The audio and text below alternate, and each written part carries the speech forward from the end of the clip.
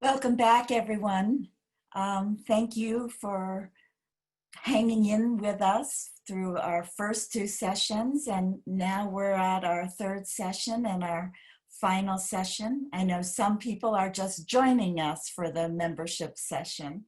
Melanie Hudson and I, both of us from Colorado, from the Colorado Springs branch, are going to present Membership Matters, a toolbox for success. And I'm going to begin with just a short summary of the history of AAUW and in our state. And then Melanie is going to give you the tools for success for our branch. As you'll see on a chart at the end of my presentation, Colorado Springs is the largest branch, and we are very proud of that and proud of our membership and how we are able to get our members and keep our members. So welcome, and I'm ready to go. Oh, I see the slide is on the screen. Great, thank you, Carolyn. So next slide.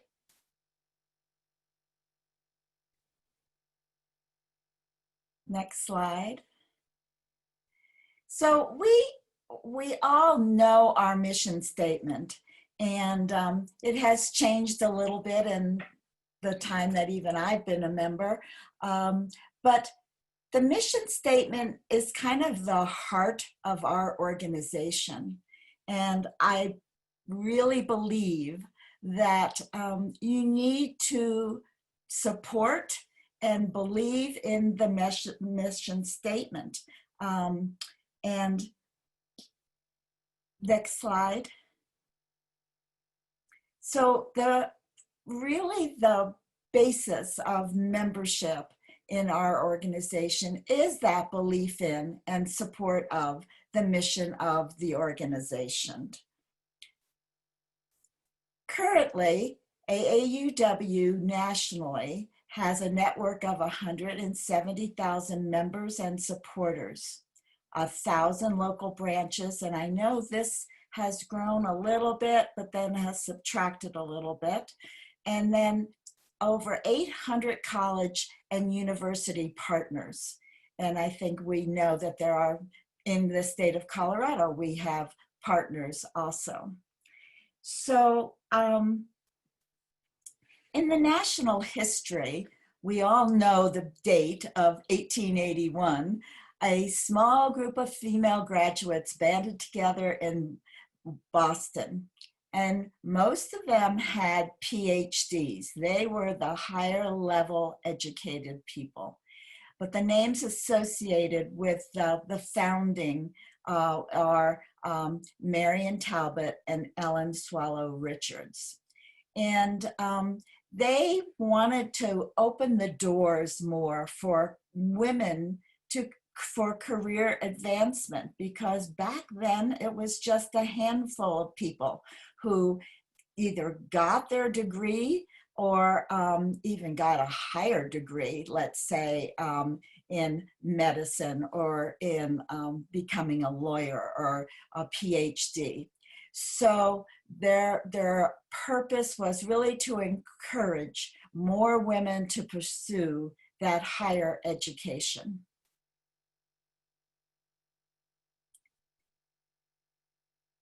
Much of the history of the state of membership, you see the little asterisk up there, I took from the brief history that was written by Diane Fouche, Betsy Logue, and Laura Sapala Etra.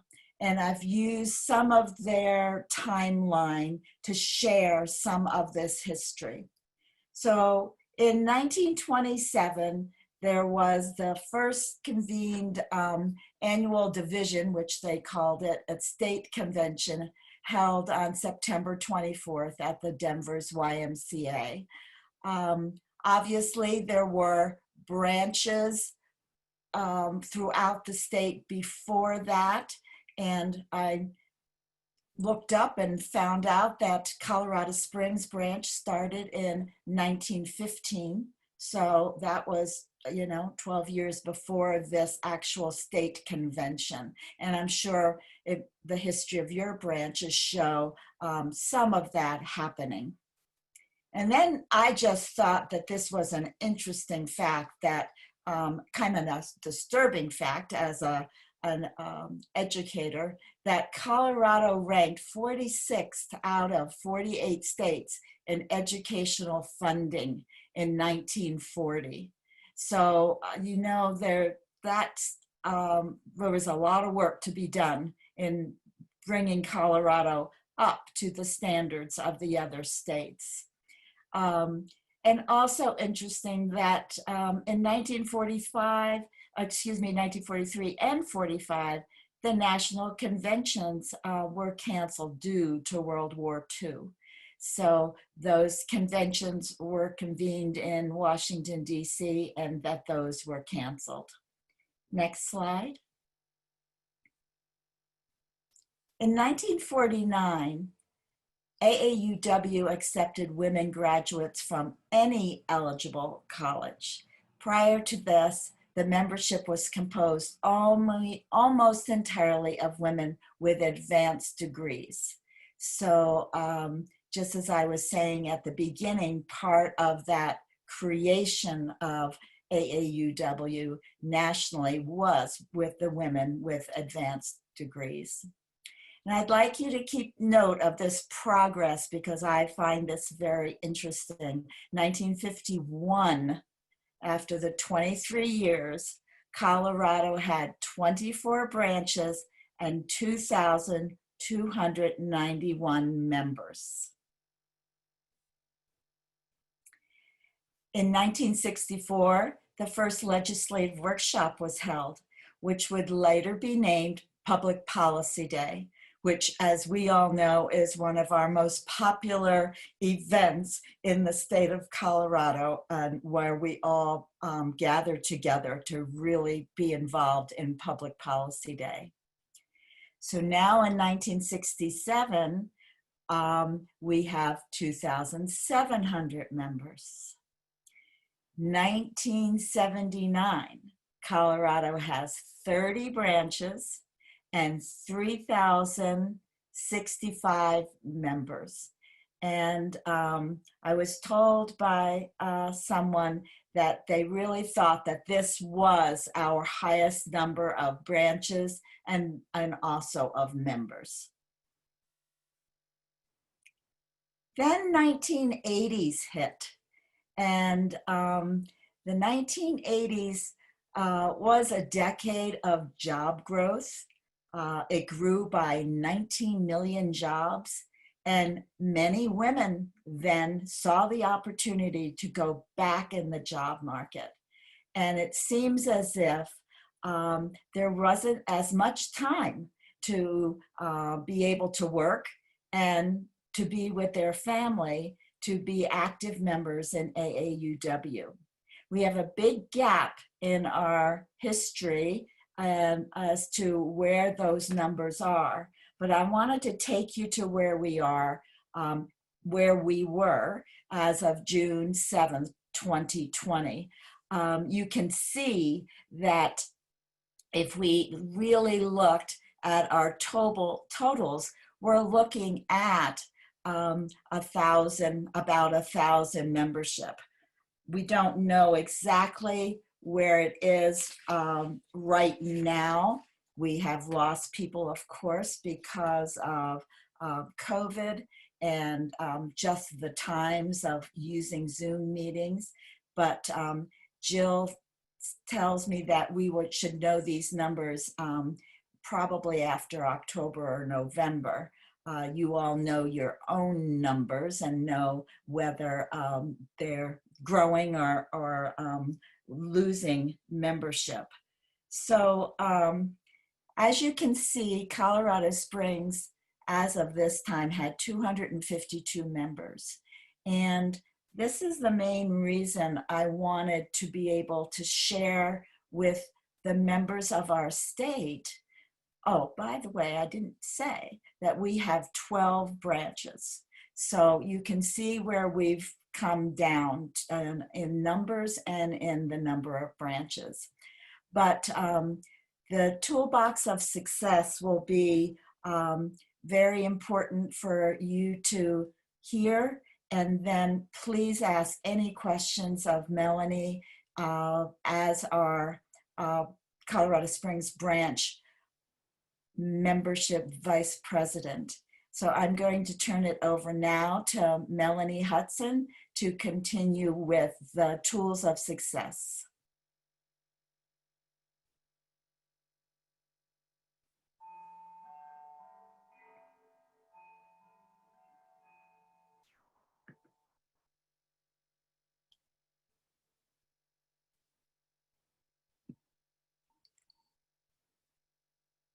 There we go. So today, I've spent quite a bit of time thinking about our membership and why it's grown, and why it's grown at the rate that it has. It's been amazing to me. This is my 4th year as a member and my 3rd year as VP of membership, and just in the last couple of years, we have grown drastically. The way in which we've done membership business, if you will, has changed a lot because we have grown, and also because we just got our 501c3 designation. So that was huge for us. And I know many of you do have that already. It's a great place to be. In speaking again about our mission, we need to live that mission of gender equity for women and girls. We need to remember that involves our research, our education, and our advocacy for all women and girls. We have a lot to do with why we have such a growth is the exuberance and enthusiasm of our other members for AAUW. Our AAUW members believe pretty religiously in our mission and our values, and they are always seeking ways to promote and champion that mission and vision. And I guess you could put it all into a nutshell saying it's for equity. So when they talk to people, other people, women particularly, I think that that excitement and enthusiasm comes through for our organization, and women want to be a part of it. And then they discuss the different speakers that we get, the exciting fun times we have together in our meetings, and what we accomplished during the year, which is a great deal, really. We provide educational events, speakers who speak about different educational advocacy, research, equity issues that are current and pertinent today. So we try to share that vision for all women and all girls, and for people of all walks of life. Doesn't matter their gender, their ethnicity, their class. It's all, we are all equal. We honor our values. We try very hard to focus on being nonpartisan. We don't align ourselves with one political side or the other. We try to be fact-based and make sure that what we generate lies in real facts. So we try to keep our integrity by doing those things. We also like to be sure we've included everyone at every level, and intersectionality. Now, I had to look up intersectionality, and that's where, from what I understand, those values all cross and integrate together, is what I understand. So we want to be sure and include people of all different races and sizes and genders. And I guess I already said that, so let's go to the next slide, please. I wanted to say here that one of the, before we get started on some of the events that we have, that I do agree with Laura that hope and energy to hold on to that and push forward will bring us back up to the really strong place that we all have been in. I firmly believe that even though, like for us, as Paula said, we have 252 members as of July 1st, and we did lose about 40 members. Now, I'm quite certain that many of those members, when we no longer have to meet on Zoom, will be right back as members signed up. I think many of our members in general across the state are of a little bit older generation, and some of them are very challenged by technology. And I think that this has been a little too much for some of them.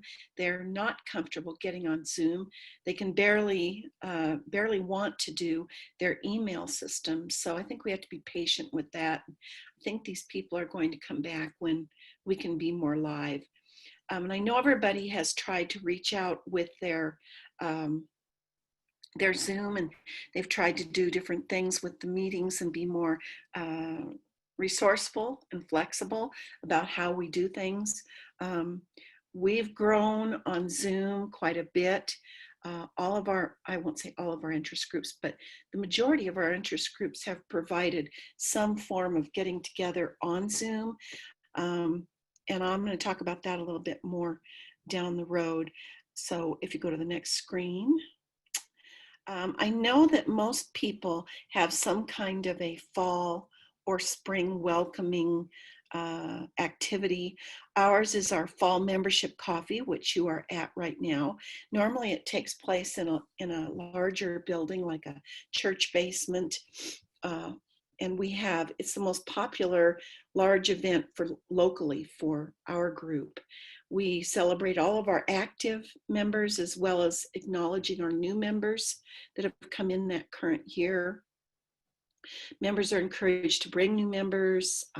We welcome new guests heartily. And of course, if they sign up, they get the Shape the Future price for any branch meeting whatsoever that we have. So they get to join for $64.50. And that has been very popular.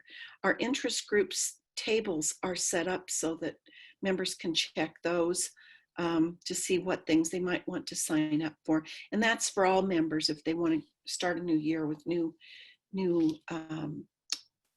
activities. We're planning this year to introduce our scholarship winners.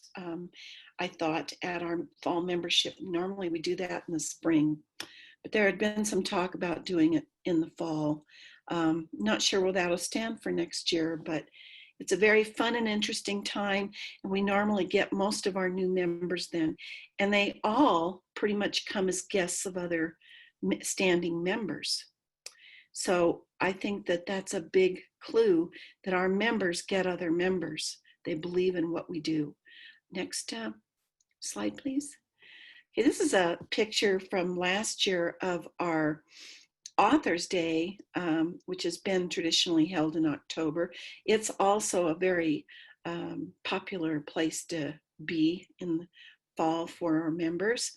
We have a committee that goes through the books that are available. We try to keep them local by local authors. And so these are 3 of them. I'm sorry I don't have their names. But I was there for their talk, and they gave wonderful talks about the different books and about their lives and intertwined them with their writing. And then a percentage of that sales has always gone to our scholarship fund locally. Next slide. I forgot about November, which normally is our not Authors Day, but isn't November when we've normally had our International Women's Day? Or did I misspeak on that, Paula? Well, We have an international. November's been a variety of different programs. Different things, yeah. We've held different things at different times. We do have a different event every month. Sometimes it's just a speaker and a particular focus, but some things are common to our entire year each year. So the membership coffee, the holiday luncheon, and the Author's Day, those are all things that repeat themselves every year. And this is one of the most popular social times that we have. And we usually have some kind of musical event planned, and we honor our 50-year members who are either life members or paid members. And that's always a real special time for them. Next slide, please. In the spring, we have our May Scholarship Luncheon, and this is a great one to bring new members to because they can see the product of what we've done for young women to receive scholarships. And last year we had eight or nine new, well, these are all 1, 2, 3, 4, 5, 6, I think it was 7 scholars who each got about $1,200 in funds to continue their education. And they're really worthy women. And I know you guys all have this as well in your branches with your scholarships. So to me, that's one of the most important, most vital functions that we do. It's kind of putting our money where our mouth is, so to speak. And believe that members are drawn to that. They want to be a part of helping send young people to school who are worthy. Next slide, please. So we try to provide a lot of focused activity and meetings for our members. Here you will see a guest speaker at one of them, which is one of our interest groups, which is called Evening Connections. And we would meet at this restaurant downtown and have a bite to eat, pay for your ticket. You can bring a guest, and they can sign up there for being a member at the Shape the Future price. And we just enjoy a good time, and we always have a good speaker. So we strive to keep our meetings educational as well as entertaining, and they're very popular. A lot of people show up at them. Next slide. One of my favorite events is something that was started a year or two before I came, and we called it the New Member Wine and Cheese Social. I'm also certain that other branches have done this as well. We hold it at the home of a board member, ideally, and we started having it twice a year because we had too many new members to have it just once a year. But we have it in the fall, and this year we talked about, before deciding not to do anything at all, we talked about maybe having a socially distanced, mask wearing, bring your own treat, and a ice cream event where we could just have ice cream little cups to hand out. And we ended up abandoning that in favor of safety altogether. But we welcome the new members, we introduce the board members, and the president speaks a little bit. And the group chairs and the board members all bring appetizers, cheese plates, little dessert fudges or candies. I try to take and wine's very important. And we try to take a lot of pictures that we can use during the year. And it's also been very popular. So this gives a chance for the new members to meet the current members and to really feel part of the board or feel part of the organization and comfortable with the board and other members that they encounter. So I think that's important because then they feel more likely to come to our events and to join interest groups. Then we have one in the spring as well, usually. And again, they're very popular. Next slide, please. Signing up new members, I'm sure that a lot of what we do is similar to what you do in your branches. But what I try to do is reach out to the new members who have been referred to me, and some of them are just a referral, and some of them contact me personally because of information they've found online. I send a letter of greeting, and I send some information in that letter. Usually I include our current newsletter because that's always very interesting to people. I give them a membership profile. I invite them to either join that way or to come to a branch meeting where they can join for Shape the Future price. Most of them choose to do that. It's sure popular. I send them an interest group list without any personal information on it. And I follow up with a personal phone call to make sure they receive the email and ask if I can answer any questions. If they are hesitant or say they're not sure they want to join just yet, that next month I will call them back or email them back and say, I just wanted you to know that we're having thus and such branch meeting, and I thought you might be interested in just coming to attend and visit and see what it's like. And so that's how we get a lot of new members. I keep a list, of course, of new members. And this year, just kind of as an aside, we are continuing for a while to send former members who did not sign up for another year. We're continuing to send them the newsletter so they can see what they're missing and hopefully, really be excited to come back as soon as they can. And it means a lot to reach out with a personal phone call and to just check on people. They really feel as though you care about them when you do that. But the main thing here that I want to say that Paula said, I want to reiterate it very strongly, is that our members are the most important attraction we have to AAUW. Our members representing all of our visions and our mission and being advocates for our program. That's where new members are drawn in to be with us and are excited to join and be part of this.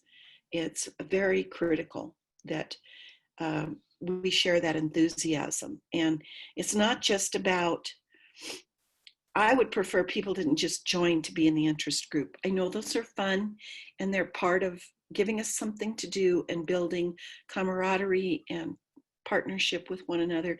But our real purpose is our mission and our vision. Can't emphasize that enough. Next slide. Do I have a next slide? Yeah. So that's kind of where I should have gone with that. But I feel that's the bottom line of our success, is our own individual enthusiasm as individuals, as well as our group enthusiasm for what we do and the difference that we make in women's lives, and also really in the lives of many people, since we support all sorts of people from all diverse backgrounds. I wanted to say here, and actually I have a question for some of you. I feel that at least for most of the branches that I have encountered at the state meetings and our own branch, I really wish I could see more diversity in our membership. We have no Black people. I think we have a few Hispanic people. And I just don't know how we attract when we are a primarily white female, and let's face it, a little bit older. I would really like to have younger and more diverse ethnicities in our group. And if anyone has a solution for that, I wish they would share it with us. Because that's really important, especially as we say we want to be diverse. Diversity is a big thing for us. So anyway, keep those members interested and keep touting the message that we have out there for equity for everybody, especially for women. I think that's all I have to say. If anybody's got any comments. There may be, Carolyn may have some questions. I would like to just add a couple of things. One is and you had talked about this the other day, Melanie, and you might want to build on this, our relationship with the newspaper and how that attracts new members. You want to address that a little bit? We have formed a bit of a friendship relationship with one of the gentlemen who writes for the Gazette here in town. He has a special column there, and he's frequently interviewed many of us and put us and our events in his articles. So if you can get your newspaper to focus, because we've received new members from that action, from his writing, and it's been great to have that publicity. He's very pro AAUW, and he will come and sit at our events and go around, take pictures and talk to people, and then he puts together his articles. So if you have an opportunity to get someone in there in the maybe in the social part of your newspaper to give you a space there and someone to write it, or if you could get into the onto a TV, especially a PBS, something like that, on a little interview talk show to explain what AAUW does, what we're about, that would be a prime source for reaching out to a whole new set of members. And I just think that's a really good idea. Something else, Paula, you wanted to? And the other one I was just going to mention is the interest groups. We have 24 interest groups, 26, whatever, the number keeps changing up and down. And that's really a big source of interest of getting new members, because a member might say, oh, I just read this most fantastic book and had the best discussion, and that's an interest. And we have been very encouraging to have potential new members come and visit a couple of interest groups before they actually become a member, if they are interested in doing that. I'm using interest a lot, but anyway, I think I've been around the state, and I've seen that you all have a number of interest groups that supplement a lot of what goes on at the monthly branch meetings. I'm very, very in favor that members should attend the branch meetings. There's definitely, these are the reinforcement of what we really stand for, and our community outreach. But the interest groups that meet monthly or weekly, some of them do, they are a very big asset to our membership and the continuation of being able to build on that membership. So yes. Carolyn, do you have any questions? Yes, I do. Okay, right. I have several. Okay. So Margie Cannon, she wants to know if you limit your scholarships to women only. You know, I noticed, Margie, I noticed in I believe it was our national, no, it was state, must have been national. We had 2 men who received scholarships. So no, we do not limit it. We have not had men that I know of apply for the scholarships, but they are eligible to become members, and they are eligible for scholarships. We just have not had any, as far as I know. So I think that depends on the branch and what the leadership is. I think, Melanie, you might be referring to the Aurora branch, who had a gentleman, and I think it depends on the branch decision as to what those scholarships and who those scholarships can be administered to. Margie just commented that that was the case for Aurora. Thanks. Yes.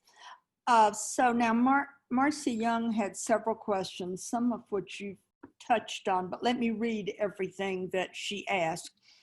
What is the racial diversity of your branch?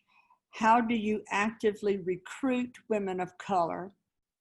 Have you done any programs to discuss or educate on inclusion and intersectionality? I don't have any statistics for our diversity. We do not have any, as I said before, any Black members at all, sadly. And I would dearly love to see that change. And I can't blame them. If I were a person of a different color, particularly if I were Black and I walked into a room with all white women, I would probably turn around and walk right out, just because I would feel pretty uncomfortable. So the only thing that I know of that we've done is our outreach program, and that hasn't been aimed at one particular race or another. It's just been aimed at connecting with people from a different part of town who may be less likely to AAUW and what we provide. So we've had what we call luncheons of laughter. And Paula, didn't you start? I did. And this is was done in the southeast section of Colorado Springs, where we have a lot of diversity with race, and that was part of the reason for it. We have had, not this past year, well, this past year we had a Hispanic, but we've had speakers from different parts of the community that help represent. I know personally, I have brought several friends from diverse population, and yes, they've come, they've really liked what we've done, but we have never gotten them to become members. So as they were saying, Dina with the mindfulness and Laura from National, it is definitely something that this organization, not just branch, but state and national, needs to work on very, very hard. Okay, so from Jesse Summers, some of this is asking questions along the same subject. What outreach efforts are in place for attracting new members? It sounded like it was a lot of members bringing in new members, but is there more than that? More than just new members, members bringing in new members?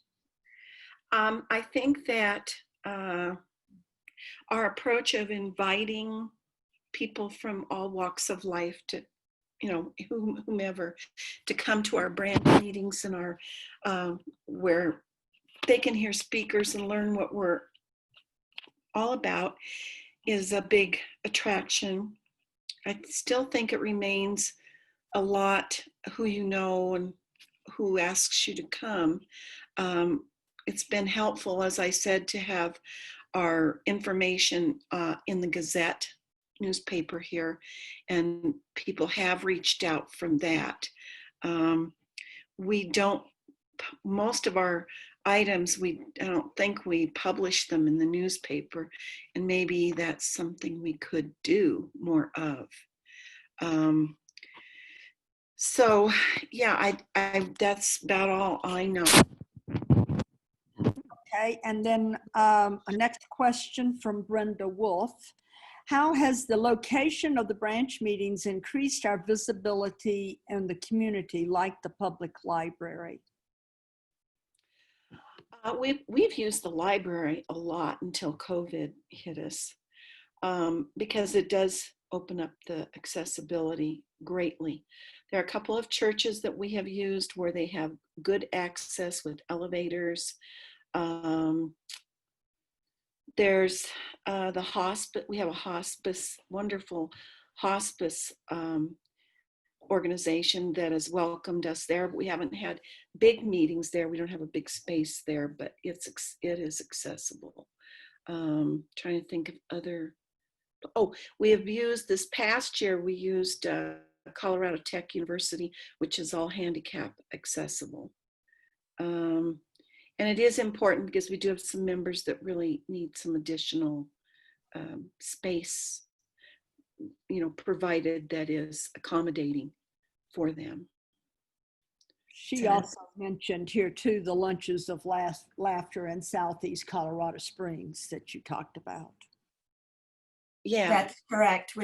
We've always had them in the Southeast area, and it is a branch meeting, but the local people and the community center works side by side with us to get members, women, to come from that community to be a part of our outreach endeavor. Okay. From Janice Calise, Gunnison Branch gave out one scholarship to a man this year, so that was adding to what Margie said about Aurora.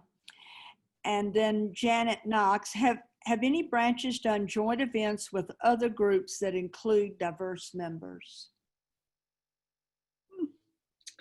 I have not heard of any. For me here in Colorado Springs, I do not know of anything unless Paula has heard of something.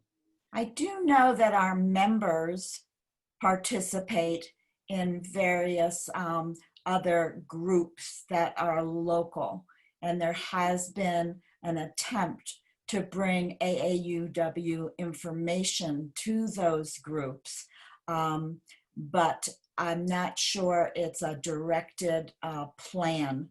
I think that's an individual member choice, as opposed to, the board makes a decision that this is one of our things we need to be doing.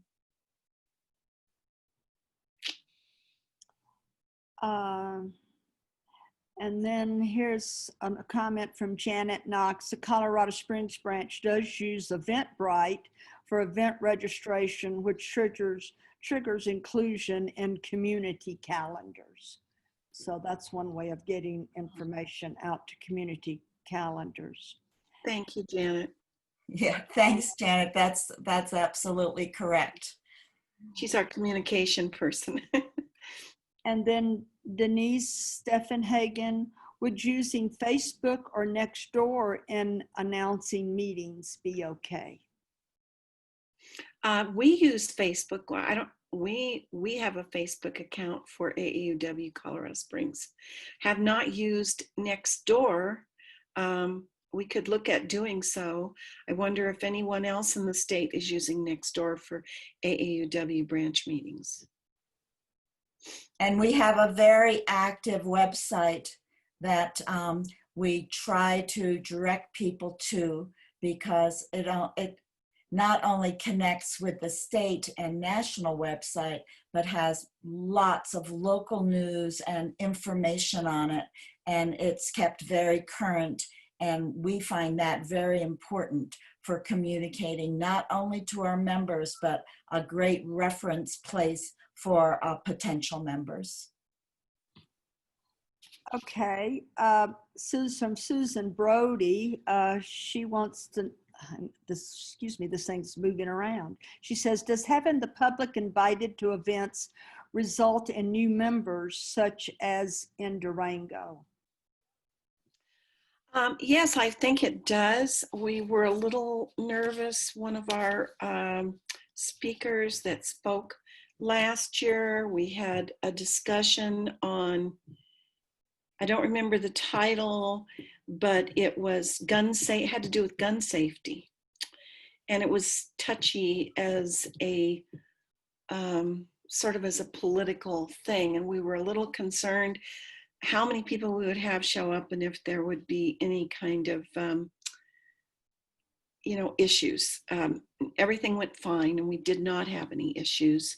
We had a panel and there was a police officer and I believe a social worker and somebody from the Moms to Man Action.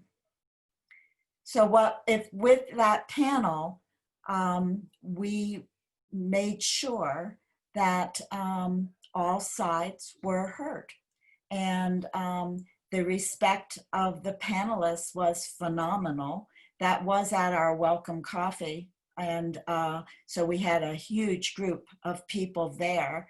And it was amazing to see how, even though they came from different views, how respectful they were and how that was communicated with our audience. Yes, it went very well. And to answer your question, I can't give you an off-the-cuff number, but we did have quite a number of people sign up for membership with that. So, yeah, it really helps. The more new people you get, the more interest you concoct. Maybe that wasn't the right word. So now I have several just comments on some of these issues. Brenda Wolf says that we also participated in International Women's Day, which had a very diverse participation when you're talking about diverse Yes, it did. recruiting diverse members. Mhm. Betty Boyd says that Lakewood has used Nextdoor. Linda Davies says Longmont has used Nextdoor for one of our events. And Donna Corvo, I'm not sure I'm pronouncing that correctly, is that Aurora is using both Facebook and Nextdoor. We also have participated in community meetings where we had a table about AAUW. Yes, we have done the same. We interchange sometimes with League of Women Voters. They usually let us have a table there, and we've always picked up a couple of new members there. And we have exchanged with other groups too. Right now, I'm not thinking of another one besides League of Women Voters, but we went and we did participate in oh shoot, was it Zonta? I think it was Zonta that was making special bags for young victims of sex trafficking, so that when they're picked up by authorities, they have a clean set of clothes, some toiletries, a blanket, that kind of comfort sorts of things. And we had a fundraising lunch, and we went and helped put those bags together, and we brought things like sweatpants and things that the victims could use. So those are two examples of ways that we have collaborated with other groups. And Janet Knox said there was a voter suppression event with another group. Did you mention that? No, I didn't, but yes, there was. We had a voter suppression talk group, and that was interesting. There was some additional turnout for that. I can't speak without looking at my records to how many new members we registered from that event, but I do. But it was very well attended, over 100 people. Yeah. Okay, we still keep getting more things coming in. So Marcy Young says that, talking about Durango, that they've modified their scholarship criteria to be female identified. And that was just in response to the question about giving scholarships to men.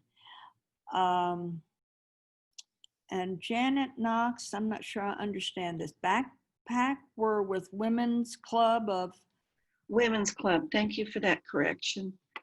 Not Zonta. I said I thought maybe it was Zonta. It's the Women's Club. Got it. Okay. Yeah, we did that backpacks with them. Maybe one more question, Carolyn. I don't. Well, here's another one. Okay. From Jesse Summers. That voter suppression workshop was the first AAUW I attended, and I heard about it through Citizens Project. I think I looked into signing up shortly thereafter. So she heard about it through another route. Yes. Right. Anybody got anything else? Oh, wait a minute. Audrey McGuire, Citizens Project was the organization we collaborated with for the voter suppression presentation. Oh, good. Thank you, Audrey. Takes a village. It does take a village. Does anybody have anything else? I'm scrolling down. It's not going anywhere. All right.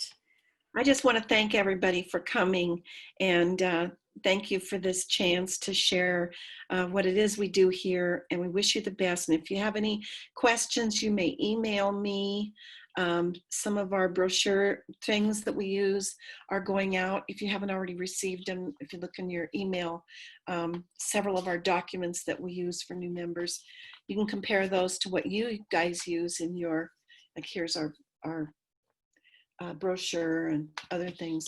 Please don't hesitate to email me, and I'd be happy to chat with you about anything. And I wish you the best for the rest of the COVID year. Thanks, Melanie. It was my pleasure presenting with you.